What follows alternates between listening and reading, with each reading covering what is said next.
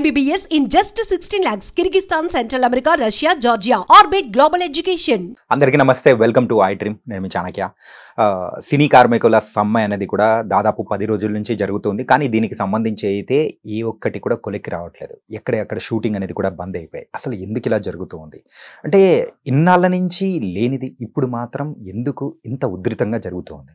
అసలు నిర్మాతలు ఏ ఒక్క మెట్టు దిగట్లేదు, అటు కార్మికులు కూడా మెట్టు దిగట్లేదు. అసలు వీటి మధ్య సమన్వయం రావాలంటే ఏం చేయాలి, అసలు ప్రాబ్లం ఎక్కడి నుంచి మొదలైంది ఏంటి అనే దాని గురించి మాట్లాడడానికి ఇప్పుడు మనతో పాటు కూడా సీనియర్ ఫిలిం జర్నలిస్ట్ అలాగే ఫిలిం అనలిస్ట్ అయిన ధీరజ్ అప్పాజీ గారు ఇప్పుడు మనతో పాటు ఉన్నారు. సార్తో మాట్లాడదాం. Hi sir. నమస్తే సార్. నమస్తే చాణక్య. సార్, ఈ సినీ కార్మికుల సమ్మె అనేది కూడా సో స్టార్టింగ్ ఒక వారం రోజులు ఒక వేరే స్వరూపంలో ఉంది. కానీ ఎప్పుడైతే నిన్నటి నుంచి వాళ్ళు చేస్తున్న ధర్నాలు కానీ ఆ ఉధృతి అనేది కూడా పెరగడంతో సీరియస్నెస్ అనేది కూడా చాలా వరకు పెరిగింది సార్. ఇన్ఫాక్ట్ వీళ్ళకి ఆపోజిట్ గా మన ప్రసాద్ ల్యాబ్స్ లో కూడా చూసాం. చిన్న నిర్మాతలందరూ కూడా, చిన్న సినిమా నిర్మాతలందరూ కూడా ఒక తాటికి మీద చేర్చి అండ్ వాళ్ళు కూడా మా బాధలు ఇవి అని చెప్పి చెప్పుకోవడము ఎన్నడూ లేని విధంగా ఈసారి ఇండస్ట్రీలో జరగడం చూస్తుంటే ఎలా అనిపిస్తుంది సార్?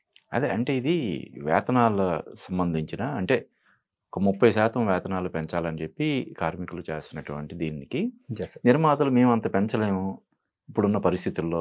అంటే కరోనా తర్వాత సినిమా రంగంలో వచ్చినటువంటి అనూహ్యమైనటువంటి మార్పులు కావచ్చు, సక్సెస్ రేట్ గణనీయంగా పడిపోవడం కావచ్చు, ఒక సినిమాకి సంబంధించి ఆదాయ మార్గం అనేది ఏ ఒక్కటి లేకపోవడం కావచ్చు, ఇలాగా ఈ పలు కారణాల వల్ల నిర్మాతలందరూ ఏం చెప్తున్నారు, మీరు అడుగుతున్న దాంట్లో ఇది సమంజసం అయినప్పటికీ కూడా మేము ఇచ్చే పరిస్థితిలో లేము, దయచేసి మీరు కన్సిడర్ చేయండి అని చెప్పి నిర్మాతలు అప్పీల్ చేస్తున్నారు. దాని కార్మిక సంఘాల నాయకులు దాన్ని ఇది చేస్తున్నారు.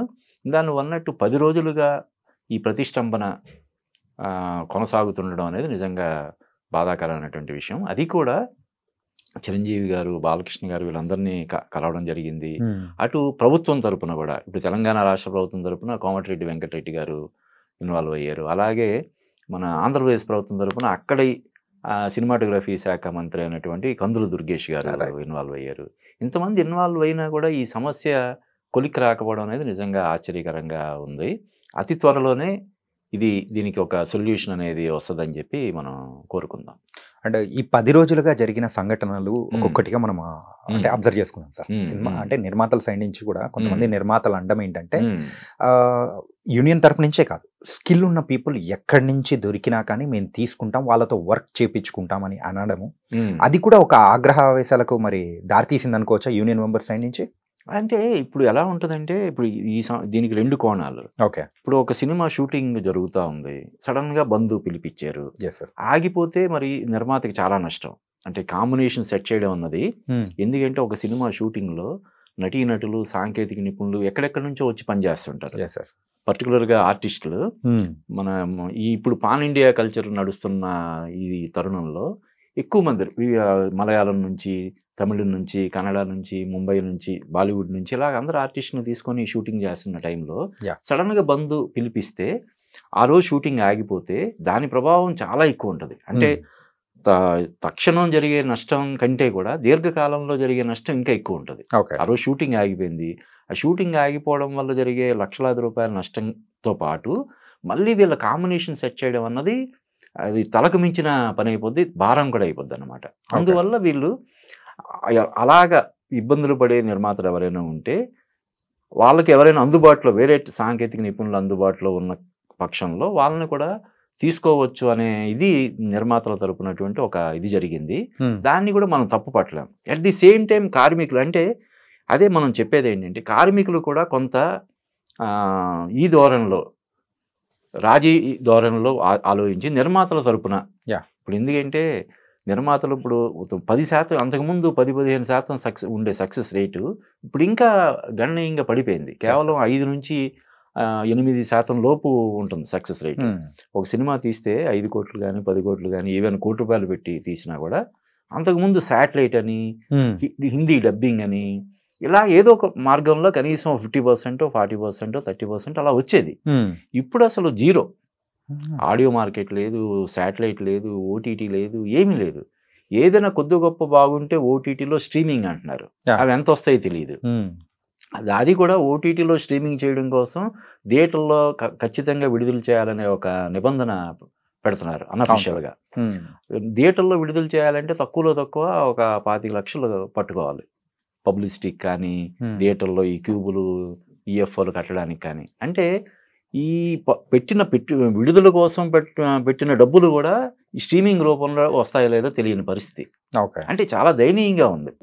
సినిమా బాగుంటే తప్ప, సినిమా బాగుందని టాక్ వస్తే తప్ప వేరే ఆదాయ మార్గం ఏదీ లేదు. పెద్ద హీరోలకు మాత్రమే ఆ సదుపాయం ఉంది. సినిమా విడుదలకు ముందే ఎంతో కొంత బిజినెస్ అయ్యే అవకాశం పెద్ద హీరోలకు ఉంది. కానీ ఈ రోజున ఇండస్ట్రీని బతికిస్తున్నది చిన్న నిర్మాతలు. ఇండస్ట్రీ ఈరోజు బతుకుతుందంటే కేవలం చిన్న నిర్మాతల వల్లే. పెద్ద నిర్మాతలు చేసే సినిమాలు మహా అయితే సంవత్సరంలో ఒక 20-30 ఉంటాయి. అవును సార్. ఆ 20-30 సినిమాలతోటి ఇండస్ట్రీ మనుగడ సాగించలేదు కదా. కేవలం ఈ చిన్న నిర్మాతలు ఎవరైతే వచ్చి 2 కోట్లు 3 కోట్లు 4 కోట్లు పెట్టి సినిమాలు తీస్తారో వాళ్ళ వల్ల ఇండస్ట్రీ బతుకుతుంది. దురదృష్టవశాత్తు మనం చూస్తే 100కి 95 మంది ఒక సినిమా తీసిన తర్వాత రెండో సినిమా తీసిన దాఖలాలు లేవు. మనం చూస్తే మొత్తం గత 20-30 ఏళ్లలో ఒక సినిమా తీసిన ప్రొడ్యూసర్ మళ్ళీ ఇంకో సినిమా తీసాడా అంటే లేదు. వస్తున్నారు, ఇండస్ట్రీకి ఏదో విరాళం ఇచ్చినట్టు పాపం ఇచ్చేసి ఒక చేదు అనుభవాన్ని మూటగట్టుకొని వెనక్కి వెళ్ళిపోతున్నారు. ఈ పరిస్థితిని కూడా మన కార్మిక సంఘాల నాయకులు గమనంలోకి తీసుకోవాలి. ముఖ్యంగా ఈ కార్మిక సంఘాలకి నాయకత్వం వహిస్తున్న వాళ్ళకి నిర్మాతల కష్టాలు కూడా తెలుసు. ఇప్పుడు ఎవరైతే ఫెడరేషన్ నాయకులు ఉన్నారో వాళ్ళు నిర్మాణంలో కూడా వాళ్ళకి అనుభవం ఉంది. వాళ్ళు కూడా సినిమాలు తీసి నష్టపోయిన ఈ ఉదంతాలు ఉన్నాయి కాబట్టి నిర్మాతల కష్టాలు వాళ్ళకి తెలిసిన వ్యక్తులుగా వాళ్ళు కూడా కార్మికులకు నచ్చ చెప్పాల్సినటువంటి అవసరం ఉంది. అంటే ఇప్పుడు 30% అడుగుతున్నారు, రూపాయి కూడా పెంచం మేము, మీరు చేస్తే చేయండి అంటం లేదు. ఓ 20%, 15%, ఇదిగో ఈ సంవత్సరం 20%, నెక్స్ట్ ఇయర్ 5% అలాగా వస్తున్నారు. కాబట్టి కూర్చొని మీరు అంటున్న 20ది కాదు ఇంకొంచెం అని చెప్పి మాట్లాడుకుని సెటిల్ చేసుకోకుండా ఇలాగా బంధుకి పిలుపు ఇవ్వడం వల్ల తాత్కాలికంగా నిర్మాతలకు నష్టం కలగవచ్చు, కానీ కార్మికులు కూడా నష్టపోతారు కదా. మరి ఇదే రంగాన్ని నమ్ముకొని బ్రతికే కార్మికులు జీవనాధారం ఇది తప్ప వేరేది లేదన్నప్పుడు మరి ఇది షూటింగ్లకి బంధు ఇవ్వడం వల్ల, పిలుపు ఇవ్వడం వల్ల ఎవరికి నష్టం జరిగేది? కార్మికులకి. కాబట్టి దాన్ని కూడా దృష్టిలో పెట్టుకొని నిర్మాతల కష్టాలు దృష్టిలో పెట్టుకొని దీనికి ఇమీడియట్గా వీలైనంత త్వరగా, అంటే 10 రోజులుగా నెలకొన్న ఈ ప్రతిష్టంభన త్వరగా వీలైనంత త్వరగా 1-2 రోజుల్లోనే తొలగిపోయేలా చేయాల్సినటువంటి అవసరం కార్మిక సంఘాల నాయకులకు ఉంది. అట్ ది సేమ్ టైం ఇప్పుడు ఇందాక మనం చెప్పినట్టు ఇటు తెలంగాణ రాష్ట్ర ప్రభుత్వం నుంచి సినిమాటోగ్రఫీ మంత్రి కోమటిరెడ్డి వెంకటరెడ్డి గారు, అటు ఆంధ్రప్రదేశ్ ప్రభుత్వం నుంచి కందులు దుర్గేష్ గారు కూడా ఇన్వాల్వ్ అయ్యారు. చిరంజీవి గారు, బాలకృష్ణ గారు లాంటి అగ్ర హీరోలు కూడా ఇందులో వాళ్ళను కూడా కలిసి ఇరు వర్గాల వాళ్ళు కూడా తమ తమ సమస్యలు చెప్పుకున్న నేపథ్యంలో దీనికి వీలైనంత త్వరగా పరిష్కారాన్ని కనుగొనే అవసరం ఎంతైనా ఉందని మనం చెప్పొచ్చు. కానీ స్కిల్ గురించి కూడా ప్రొడ్యూసర్స్ మాట్లాడుతూ ఉన్నారు. దాని గురించి కూడా మనం చెప్తే అంటే స్కిల్ ఉన్న వాళ్ళని మేము తీసుకుంటేనే కదా ఆ మూవీకి సంబంధించి వేరేగా వస్తూ ఉంది, అందుకోసం అని చెప్పేసి ప్రొడ్యూసర్లు అంటూ ఉన్నారు కదా సార్. అంటే ఈ యూనియన్లో ఉన్న వాళ్ళల్లో చాలా మంది వరకు స్కిల్ ఉన్న వాళ్ళు తగ్గిపోయారు, ఇప్పుడున్న ప్రస్తుతం ఉన్నదానికి సరిగ్గా లేరు అని వాళ్ళ సైడ్ నుంచి వినిపిస్తున్న మాట. అంటే ఒకప్పుడు ఇది ఒక 10% ఉండేది, ఇది పెరిగి ఒక 40% వరకు వచ్చింది అని చెప్పేసి కూడా ఈ పర్సెంటేజ్ వైజ్ కూడా చెప్తూ ఉన్నారు. అవును, అంటే ఈ టెక్నాలజీని ఎప్పటికప్పుడు దాన్ని అప్డేట్ చేసుకుంటూ రావాల్సినటువంటి అవసరం ఉంటుంది కదా. ఇప్పుడు అంటే 10 సంవత్సరాల క్రితం కాదు, గత సంవత్సరం ఉన్నటువంటి టెక్నాలజీ ఇప్పుడు ఉండట్లేదు. కాబట్టి ఎప్పటికప్పుడు అప్డేట్ అవ్వాల్సినటువంటి అవసరం ఉంది. అయితే అదే నిర్మాతలు ఏదైతే ఇమీడియట్గా షూటింగ్స్ బంద్ చేయడం వల్ల వచ్చే నష్టాన్ని నివారించడం కోసం ఎవరైనా స్కిల్డ్ పీపుల్ మీకు అందుబాటులో ఉంటే వాళ్ళ చేత కూడా మీరు పని చేయించుకోవచ్చు అనే ఒక ఇది పెట్టడం, దానివల్ల కార్మిక సంఘాల నాయకులు ఇంకొంచెం తీవ్రంగా తీసుకోవడం జరిగిందని చెప్పి వాదన వినిపిస్తుంది. అదే ఏదైనా సరే కూర్చొని ఏదైనా ఎంత పెద్ద సమస్య అయినా సరే చర్చల ద్వారానే కదా పరిష్కారం అయ్యేది. ఎవరికి వాళ్ళు బిగుసుకుపోయి లేదు అని చెప్పి ఇటు నిర్మాతలు కానీ లేదు అని ఇటు కార్మిక సంఘాల నాయకులు కానీ బిగుసుకుపోతే దానివల్ల ఇద్దరూ నష్టపోతారు కదా. నిర్మాతలకి నష్టమే, కార్మికులకు కూడా నష్టమే. కాబట్టి దీన్ని దృష్టిలో పెట్టుకొని కూర్చొని సామరస్యంగా చర్చలు జరపడం ద్వారానే ఈ సమస్యకి పరిష్కారం జరుగుతుంది. ఎవరికి వాళ్ళు అంటే ప్రకటనలు జారీ చేసి లేకపోతే ఏకపక్షంగా నిర్ణయాలు తీసుకోవడం అనేది మంచిది కాదన్న విషయాన్ని దృష్టిలో పెట్టుకొని సామరస్యంగా కూర్చొని ప్రతిరోజు దీని గురించి ఏంటి, దీనివల్ల ఈ ఇండస్ట్రీకి ఫైనల్గా జరిగేది ఇండస్ట్రీ కదా నష్టం. రైట్. కాబట్టి ఇండస్ట్రీ మీద నమ్ముకొని బ్రతికే కార్మికుల ప్రయోజనాలకు కూడా పూర్తిగా భంగం కలగకుండా, అలానే ఇండస్ట్రీని బ్రతికిస్తున్నటువంటి నిర్మాతలకి కూడా ఎక్కువ భారం కాకుండా, ఇప్పుడు చిన్న నిర్మాతలు అందరూ కూడా ఒక వేది మీదకి వచ్చి వాళ్ళ కష్టాలు చెప్పుకోవడం మనం చూసాం. అవును సార్ కదా, నిజంగానే జరుగుతున్న ఇది. ఇంకా వీళ్ళు వేరే వాళ్ళ వెనకాల ఉండే కొంత సపోర్ట్ వల్ల అలా కొనసాగలుగుతున్నారు. ఇందాక నేను అన్నట్టు 100కి 95 నుంచి 96 మంది నిర్మాతలు వస్తారు, సినిమా తీస్తారు, నష్టపోతారు, వెనక్కి వెళ్ళిపోతారు. అదో వాళ్ళ జీవితాంతం ఒక పీడకల్లాగా ఉండిపోద్ది. ఎందుకు నేను అనవసరంగా ఇండస్ట్రీకి వెళ్ళి ఆ డబ్బులు పోగొట్టుకున్నాను, అంతే కదా. 1 కోటి 2 కోట్లు అంటే ఇప్పుడు ఎవరైనా సెంట్రల్ గవర్నమెంట్లోనో స్టేట్ గవర్నమెంట్లోనో 35-40 సంవత్సరాలు సర్వీస్ చేసి వస్తే రిటైర్మెంట్ బెనిఫిట్ కదా. అంతకంటే తక్కువ ఉంటుంది. చాలా మంది 50 లక్షలు 60 లక్షలు కూడా రిటైర్మెంట్ బెనిఫిట్. మరి 1 కోటి 2 కోట్లు ఇక్కడ మనం జనరల్గా 1 కోటి రూపాయలు పెట్టి సినిమా తీస్తున్నారంటే ఒక చిన్న చూపు ఉంటుంది, ఏ చిన్న సినిమా తీస్తున్నారని. కానీ జీవితంలో 1 కోటి రూపాయల విలువ ఎంత? మామూలు విలువ కాదు కదా 1 కోటి రూపాయలు అంటే. చిన్న ఫ్యామిలీ అయితే హ్యాపీ. కానీ ఇక్కడ ఎవరైనా వచ్చి ఒక ప్రొడ్యూసర్ మనం చూస్తుంటాం, 1 కోటి రూపాయలు పెట్టి సినిమా తీస్తున్నాడు అంటే ఏదో చిన్న సినిమాలే, ఉప్మా సినిమా అంటే అంత దోపిడీ జరుగుతుంటుంది ఇక్కడ. చిన్న నిర్మాత ఎవరైనా వచ్చి సినిమా తీయాలని వస్తే రకరకాలుగా ఎక్స్ప్లాయిట్ చేసి, ఇంకా వాడు మళ్ళీ జీవితంలో సినిమా రంగం వైపు మనం కన్నెత్తి కూడా చూడకూడదు అనే ఒక కఠినమైనటువంటి నిర్ణయం తీసుకుని వెళ్ళిపోయే పరిస్థితులు ఉంటాయి. కాబట్టి వీటన్నిటిని కూడా దృష్టిలో పెట్టుకొని ఇటు కార్మిక సంఘాల నాయకులు కూడా నిర్మాతల కష్టాలని దృష్టిలో పెట్టుకొని వాళ్ళు సానుకూలంగా స్పందించాలని మనం ఖచ్చితంగా కోరుకోవాలి. సార్, ఇందాక మీరు చెప్పిన మాటల్లో చిన్న నిర్మాతలే ఇండస్ట్రీని బతికిస్తున్నారు. ఎవరైనా అందులో అసలు భిన్నాభిప్రాయాలకి తావులేని నగ్న సత్యం అది. ఓకే, మరి ఇలాంటి సందర్భంలో యూనియన్ వాళ్ళైనా కంటే తక్కువ తీసే సినిమాలకు ఈ కైండ్ ఆఫ్ రేట్స్ అండ్ ఇంతకంటే బడ్జెట్ దాటి ఈ స్కేల్ దాటింది అని అంటే పెద్ద సినిమాల వైజ్, సో వాళ్ళకి ఈ స్కేల్ అని చెప్పేసి ఈ టైప్ లో డిఫరెన్షియేట్ చేసి పెడితే అట్లా వెసులుబాటు అవుతుంది. ఆచరణలో కుదరదు చాణక్య. అంటే చాలా మంది భారీ బడ్జెట్ సినిమా అయినా కూడా చాలా తక్కువ బడ్జెట్ లో చేస్తున్నాము, ఇది చిన్న బడ్జెట్ లో తీసుకుంటున్న సినిమా అని చెప్పే అవకాశం ఉంటది. అంటే దాన్ని మనం ఇది చేస్తాం, ఫిల్మ్ ఛాంబర్ అయినా సర్టిఫై ఇవ్వదు కదా, ఇది చిన్న సినిమా కాబట్టి దీనికి ఈ వేతనాలు ఇలా ఉండాలని చెప్పదు కదా. కాబట్టి దాన్ని డిఫరెన్షియేట్ చేయడం అన్నది ఆచరణలో కష్టం. ఏది అంటే పెద్ద హీరోలు ఉంటే ఆటోమేటిక్గా అది పెద్ద సినిమా అవ్వచ్చు. కానీ కొన్ని ఇప్పుడు ఎవరో హీరో ఇంట్రడ్యూస్ అవుతాడు. ఇప్పుడు మొన్న ఉదాహరణకి మన తెలుగు సినిమా కాకపోయినా జూనియర్ అనే సినిమా వచ్చింది, కొత్త కుర్రాడు. కానీ వాళ్ళ ఫాదర్ గాలి జనార్దన్ రెడ్డి బీభత్సం అనేటువంటి సౌండ్ పార్టీ విడికి ఖర్చు పెట్టారు. దాన్ని మనం ఏం చెప్తాం, చిన్న సినిమా అంటావా పెద్ద సినిమా అంటావా? పెద్ద సినిమానే సార్, ఎందుకంటే మిగతా స్టార్ కాస్ట్ అంటే దాన్ని మనం అంటే హీరోను మనం ఎలా నిర్వచిస్తాం, హీరోని బట్ట, హీరోయిన్ బట్ట, డైరెక్టర్ని బట్ట ఆ నిర్వచనం. ఇప్పుడు ఉదాహరణకి ఎవరైనా పెద్ద డైరెక్టర్ ఒక సినిమా తీస్తున్నాడు, ఇప్పుడు వి వినాయక్ గారు చాలా రోజులు బట్టి ఆయన సినిమా దర్శకత్వాన్ని దూరంగా ఉన్నాడు, ఆయన సినిమా తీస్తున్నాడు అనుకుందాం వాళ్ళతోటి, అది దాన్ని చిన్న సినిమా అంటామా పెద్ద సినిమా అంటామా? అలాగా చెప్పడం కష్టం అన్నమాట. ఏది చిన్న సినిమా ఏది పెద్ద సినిమా అన్నది చెప్పడం కష్టం. కానీ ఈ కార్మిక సంఘాల నాయకులకు తెలుస్తుంది, జనరల్గా తెలుస్తుంది ఒక సినిమా ఇది భారీ బడ్జెట్ సినిమా లేకపోతే లో బడ్జెట్ సినిమా అన్నది తెలుస్తుంది. దాన్ని దృష్టిలో పెట్టుకుని కూడా చూసి చూడనట్టు కొన్ని, అంటే కంపల్సరీ ఇంతమంది ఉండాలి, కంపల్సరీ ఇలాగా ఆ టైమింగ్స్, టైం 1 గంట దాటితే డబ్బులు పే చేయాలి, ఇటువంటి నిబంధనల్ని కొంచెం సడలించి చూసి చూడని దూరంలో వెళ్ళాల్సిన అవసరం ఎంతైనా ఉందని మనం చెప్పొచ్చు. ఓకే, అండ్ అలాగే ఇంకొన్ని వ్యాఖ్యలు ఏంటంటే, సో యూనియన్ తరపు నుంచి వస్తూ ఉంటే అందులో ఎవరైనా కొత్త వాళ్ళు జాయిన్ అవ్వాలి అని అనుకున్నప్పుడు సో అందులో ఆ మెంబర్షిప్పే సుమారు లక్షల్లో ఉంటుంది. సో అలాంటి సందర్భంలో ఎవరైనా కానీ జాయిన్ అవ్వాలనుకున్నా కానీ కొంచెం అంటే తటపరా చేస్తుంటారు కదా సార్, ముందుకు వెనక్కి అంత డబ్బులు కట్టాలనా, తర్వాత వస్తాయా రావా అని చెప్పేసి ఇట్లాంటివి కూడా ఉంటాయి కదా సార్. మరి అలాంటి సందర్భంలో నార్మల్ వాళ్ళు రావాలన్నా కానీ ఇండస్ట్రీ వైజ్ ఏ క్రాఫ్ట్ లోకైనా కానీ కొంచెం భయపడుతూ ఉంటారు కదా సార్. అంటే ఇక్కడ ఈ అంశంలో కూడా 2 కోణాలు. ఓకే, ఇప్పుడు ఉదాహరణకి ఒక 10,000 20,000 50,000 పెడితే అది ఇమీడియట్ గా కొన్ని వందలాది మంది అందులో జాయిన్ అయిపోతారు. దాన్ని కట్టడి చేయాల్సినటువంటి అవసరం కూడా వాళ్ళకు ఉంటది. అలా అని నిజంగా నువ్వు అన్నట్టు కొన్ని సంఘాలలో సభ్యత్వం తీసుకోవాలంటే 5 లక్షలు 10 లక్షలు 15 లక్షలు కూడా ఉన్నాయని మనకు తెలుస్తుంది.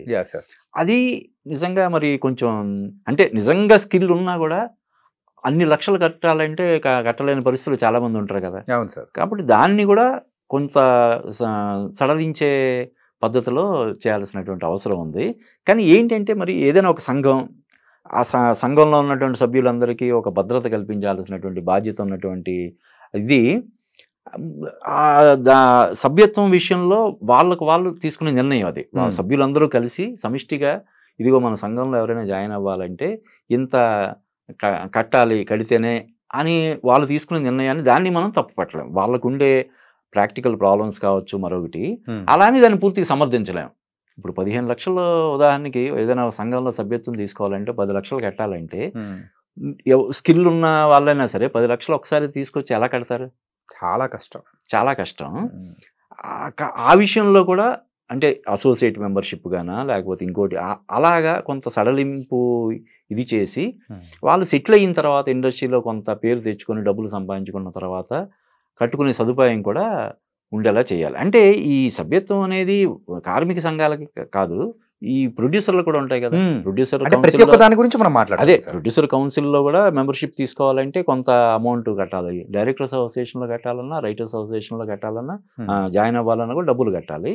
కాకపోతే అది మరీ అందుబాటులో లేనంత ఉండడం అన్నది ఖచ్చితంగా దాన్ని మనం తప్పు పట్టాల్సిందే. సార్, టెక్నాలజీ అనేది ఇంత అప్గ్రేడ్ అవుతున్న టైంలలో ప్రతి ఒక్క అంటే ఇప్పుడు గవర్నమెంట్లో అయినా కానీ లేకపోతే ప్రతి ఒక్క దాంట్లో ఒక చిన్న అప్గ్రేడేషన్స్ అనేది కూడా వస్తూ ఉంది. సో పాతకాలం పద్ధతి టైప్లలో ఉన్న కొన్ని అసోసియేషన్స్ అయినా కానీ వాళ్ళు కూడా ఆ పద్ధతులు మార్చుకొని మరి ముందుకు వెళ్ళాలి కదా. అవును, ఖచ్చితంగా. అంటే ఎవరైనా సరే అప్డేట్ అవ్వాల్సిందే. అయితే సంఘాల నాయకులు అప్డేట్ అవ్వడం కాదు, సంఘంలో ఉన్న సభ్యులు. అంటే మామూలుగానే ఇప్పుడు నిర్మాతలు అనే వాళ్ళు చూస్తారు కదా, ఈ వ్యక్తి వల్ల మనకి ఈ షూటింగ్ కానీ లేకపోతే సినిమాకి కానీ ఏమైనా హెల్ప్ అవుతుందా లేదా అంటేనే తీసుకుంటారు, లేకపోతే తీసుకోరా. కాకపోతే ఏంటంటే ప్రతి ఒక్కరిని ఇండివిజువల్గా వాళ్ళు చూసి సర్టిఫై చేయలేరు కాబట్టి కొంతమంది అలాగా వెళ్ళిపోతారు. కానీ ఫైనల్గా ఎవరైనా సరే, నువ్వైనా నేనైనా ఎవరైనా సరే ఇప్పుడున్న పరిస్థితుల్లో ఎప్పటికప్పుడు అప్డేట్ అవుతూనే ఉండాలి, లేకపోతే వెనకబడిపోతాం. దానివల్ల వాళ్ళ మీద ఆధారపడి ఉన్నటువంటి కుటుంబ సభ్యులకి అన్యాయం జరిగే ప్రమాదం ఉంటుంది. కాబట్టి ఖచ్చితంగా ఎప్పటికప్పుడు ఏ రంగంలో ఉన్న వాళ్ళైనా సరే ఆ రంగానికి సంబంధించి అప్డేట్ అవుతూనే ఉండాలి, పర్టికులర్గా సినిమా రంగంలో.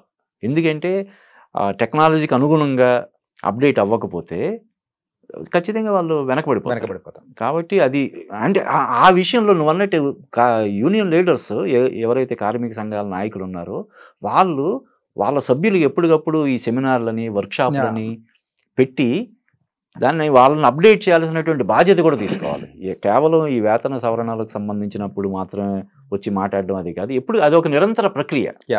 నెలకొకసారో 2 నెలలకు ఒకసారో పెట్టి, బాబు ఇది టెక్నాలజీ ఇలా ఉంది, మీరు దాన్ని అప్డేట్ అవ్వకపోతే వెనకబడిపోతారు, తర్వాత మేము ఏం చేయలేము అని ఎప్పటికప్పుడు వాళ్ళని అప్రమత్తం చేసి వాళ్ళని ఇది చేయాల్సినటువంటి బాధ్యతని కార్మిక సంఘాలు ఖచ్చితంగా తీసుకోవాలి. ఓకే.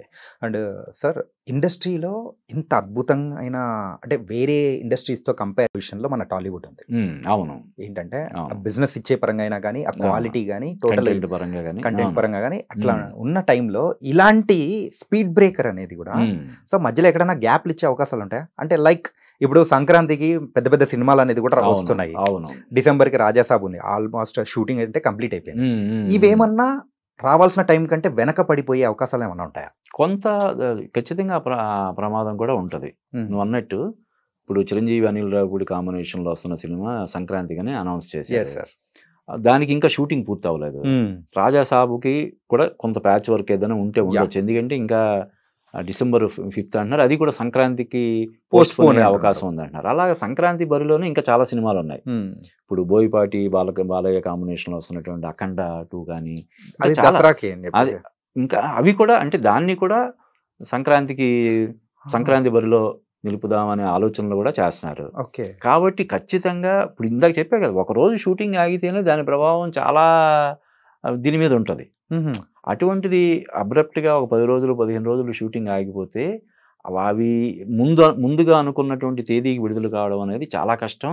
దానికోసం అని అహోరాత్రాలు వీళ్ళు మిగతా వాళ్ళు అంటే ఇప్పుడు ఈ హీరోలు ఆర్టిస్టులు కొంత సహకరించినప్పటికి కూడా మిగతా సాంకేతిక నిపుణులందరూ కూడా రేయింబవళ్ళు కష్టపడి దానికి వర్క్ చేస్తే కానీ రాని పరిస్థితి ఉంటుంది. చేసినా కూడా ఒక్కోసారి రాలేకపోవచ్చు.